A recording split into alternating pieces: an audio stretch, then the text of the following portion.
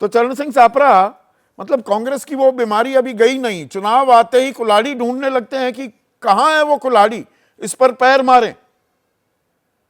अब Sam Pitroda inheritance tax की बात करने लगे, उत्तराधिकार टैक्स।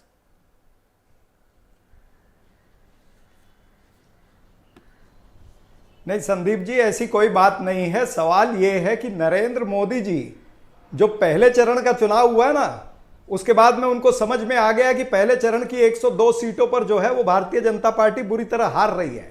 इसलिए वो कोई ना कोई मसला ढूंढ रहे, कहीं ना कहीं से लपकने का मौका ढूंढ रहे हैं, और उसी में उन्होंने ये मौका ढूंढा है। लेकिन इस मौके से उसको कोई फायदा नहीं होगा, ये भी मैं आपको बताना चाहूंगा। क्योंकि जिस इनहेरिटेंस टैक्स की वो बात कर रहे हैं, जिस विरासत कर की वो बात कर रहे हैं, कांग्रेस पार्टी की कोई मंशा नहीं है विरासत कर लगाने की। मैं सीधे कहता हूं, कहीं लिखा भी नहीं है। ये मैनिफेस्टो मेरे पास में है, 46 पन्नों का और 15,339 शब्दों का ये मैनिफेस्टो है।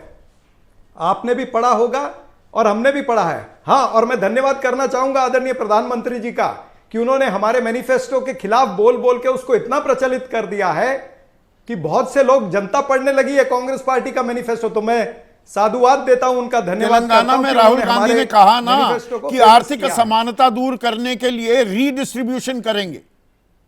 तो रीडिस्ट्रीब्यूशन कैसे होगी? अमीरों से लोगे, जो साधन संपन्न है उससे लोगे, गरीबों को दोगे।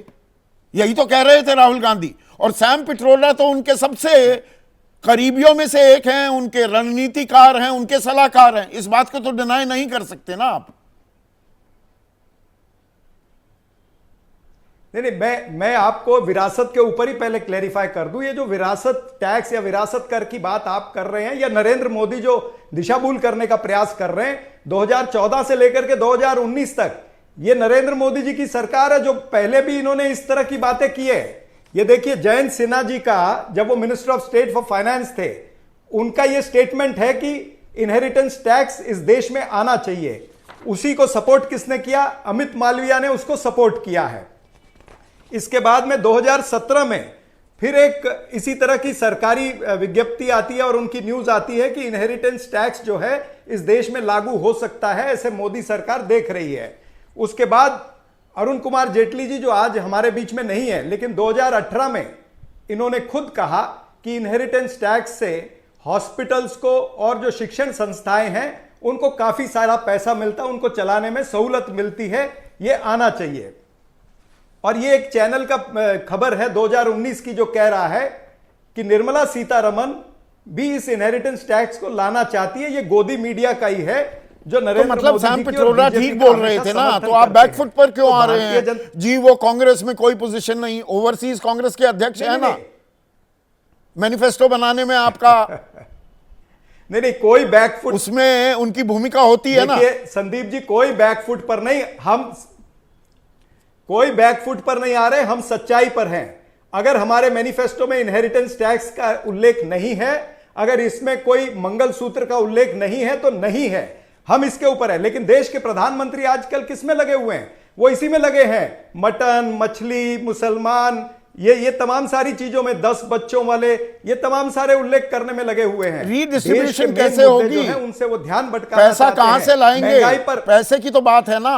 मैं इसको वो अपना खैर पूरा संदर्भ भी नहीं दे पाए कि 55% टैक्स लगेगा।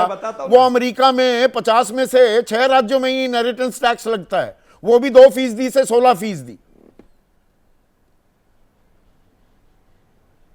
पहले तो सैम पिट्रोडा जी की बात को पूरी तरह से हम खारिज करते, वो उनका व्यक्तिगत बयान है, इसमें बात खत्म हो जाती है। दूसरी बात यह है कि प्रधानमंत्री देश के मेन मुद्दों से ध्यान भटकाना चाहते हैं। महंगाई, बेरोजगारी, आर्थिक विषमता, किसानों का उत्पीड़न, महिलाओं का उत्पीड़न, ये जो इलेक्टोरल बॉन्ड का इतना बड़ा भ्रष्टाचार हुआ है, आजाद भारत का सबसे बड़ा भ्रष्टाचार, उसके ऊपर से ध्यान भटकाने के लिए इस तरह के विषय खोज रहे हैं। मसाला तो आप देते हैं, बात कर रहे हैं कि ये पैसा कहां से लाएंगे। वो चौक के लिए प्याज, टमाटर, मसाले आप तैयार रखते हैं हमेशा बीजेपी के लिए। मैं तो आप ही की बात का उत्तर दे रहा हूं भाई, मैं तो आपकी बात का ही उत्तर दे रहा हूं ना भाई साहब। कमाल है? आप भी उत्तेजित हो गए ना? ना, मैं उत्तेजित नहीं, मैं कहां उत्तेजित। कांग्रेस पार्टी ने 55 वर्षों तक 55 वर्षों तक सरकार चलाई है। हमें पता है कि किस तरह से, अगर हम आरटीई लाए थे तो हमें पता था ना किस तरह से उसको मैनेज करना है। अगर आरटीआई लाए थे तो हमको पता था ना किस तरह से उसको मैनेज करना है। और अगर हमने 23 करोड़ या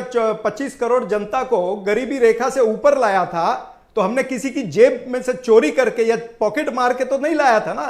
यहां तो नरेंद्र मोदी की सरकार पॉकेट मार रही है। आज पेट्रोल डीजल का भाव क्या है? 100 रुपए पार। हाँ, उसी तरह से जीवन आवश्यक वस्तुओं के भाव कहां पहुंच गए? महंगाई चरम पर पहुंच चुकी है। आज नरेंद्र मोदी की सत्ता ने, नरेंद्र मोदी की सरकार ने 2 भारत बना दिए, एक अमीरों का भारत और एक वो भारत जिसमें किसान मात्र 27 तो मतलब कांग्रेस विरासत टैक्स के कतई पक्ष में नहीं है। जैसे ही घड़ी का काटा दोपहर 2:30 पे आए, बबीता जी का दिल सास बहू साजिश के लिए मचल जाए। और ये है इनकी बहू, पूरे दिन ऑफिस की टेंशन हो जाए गॉन जब ये करें अपना फेवरेट शो फ्री टाइम पे ऑन। इनकी तरह आप भी देखिए अपना फेवरेट शो अपने टाइम पर और डाउनलोड कीजिए एबीपी लाइव ऐप अपने स्मार्ट टीवी पर।